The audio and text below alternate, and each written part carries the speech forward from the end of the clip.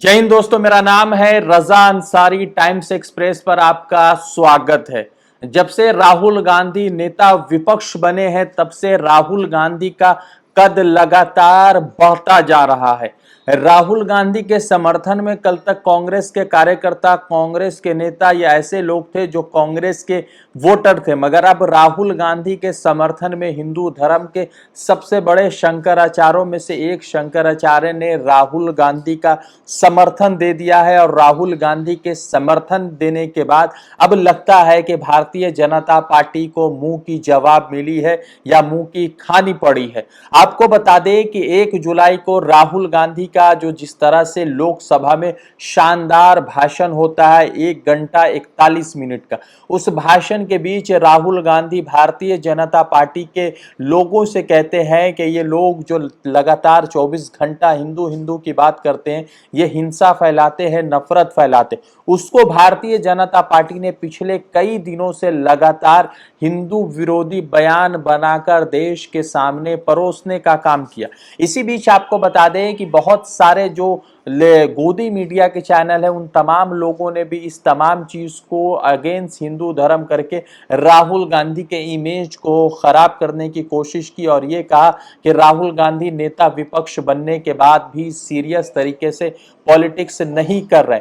मगर उसी बीच जो है जोशी पीठ के शंकराचार्य अभी मुक्तेश्वर नंद का एक वीडियो वायरल होता है। उस वीडियो में राहुल गांधी के समर्थन में अभी मुक्तेश्वर नंद जो शंकराचार्य है, जो हिंदू धर्म के बड़े महत्वपूर्ण व्यक्ति है, उन्होंने कहा है कि राहुल गांधी के बयान में कुछ भी ऐसा नहीं था जिससे जो है हिंदू धर्म के आस्था को ठेस पहुंचती हो। उन्होंने कहा कि जिन लोगों ने भी आधे अधूरे वीडियोस बनाकर बदनाम करने की कोशिश की है, उन लोगों के खिलाफ कार्रवाई होनी चाहिए। आगे उन्होंने कहा कि राहुल गांधी ने कहा कि हिंदू हिंसक नहीं होता, हिंदू विरोध नहीं करता, हिंदू नफरत नहीं फैलाता है, जो सत्य बात है। राहुल गांधी ने ऐसा कुछ भी नहीं कहा है जिसने हिंदू धर्म की आस्था को ठेस पहुंचाई है। मगर आपको अफसोस होगा कि महाराज ने यह बात कह दी, ये शंकराचार्य जी ने ये बात कह दी, मगर भारतीय जनता पार्टी उनके खिलाफ भी जो है एक झूठा प्रचार करने की कोशिश में लग गए।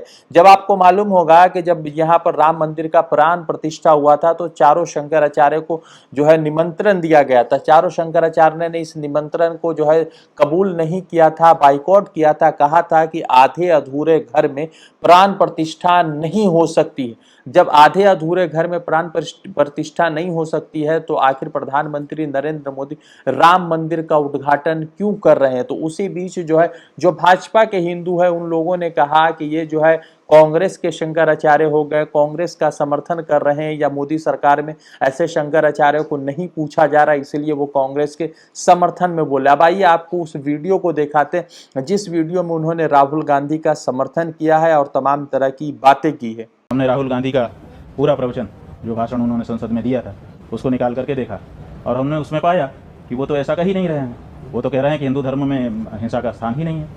तो जब वो साफ कह रहे हैं कि हिंदू धर्म में स्थान नहीं है, तो फिर उनके ऊपर ये आरोप लगाना कि उन्होंने हिंदू धर्म के विपरीत कोई बात कही है, उनके आधे वक्तव्य को, अंश को निकाल करके और उसको फैला करके, ये हम समझते हैं कि अपराध है, दुष्प्रचार है और ऐसा करने वाले को दंडित किया जाना चाहिए, चाहे वो पत्रकार और चैनल ही क्यों ना हो।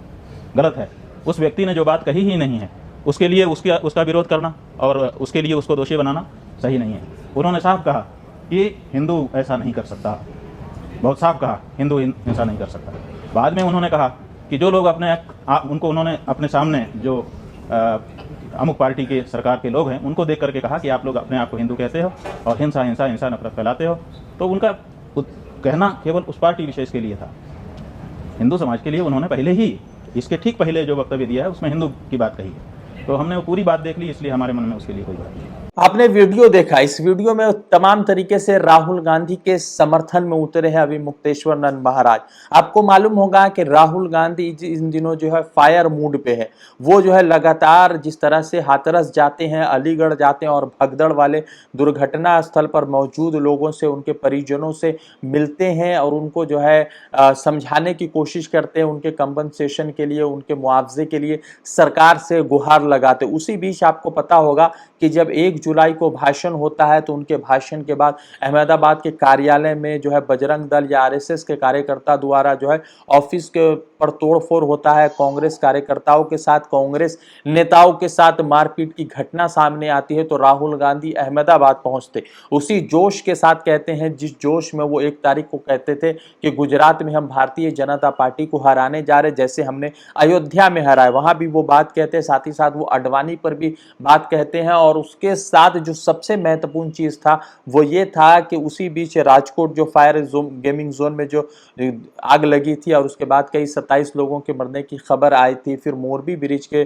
परिजनों से मिलते हैं और उन तमाम लोगों से मिलने के बाद उनको आश्वासन देने की कोशिश करते हैं। अभी एक और मुद्दा बड़ा महत्वपूर्ण है कि लोको पायलट से राहुल गांधी मिलते हैं, तो उसी बीच जो है उत्तर पूर्वी रेलवे का एक बयान आ जाता है कि वो लोको पायलट जो है उस एरिया के नहीं है या उनके जो है क्षेत्र के नहीं है, बल्कि बाहर से लाए गए थे, जिसके वजह से कांग्रेस और भाजपा के बीच एक अलग सियासी या जबानी जंग छिड़ गई है। मगर उसी बीच जो है लालू प्रसाद यादव के बड़े बेटे तेज प्रताप यादव का एक वीडियो वायरल होता है। उस वीडियो में जो है तेज प्रताप यादव शिवलिंग की आराधना में होते हैं या शिव की आराधना में लीन होते हैं और उनका एक वीडियो वायरल होता है।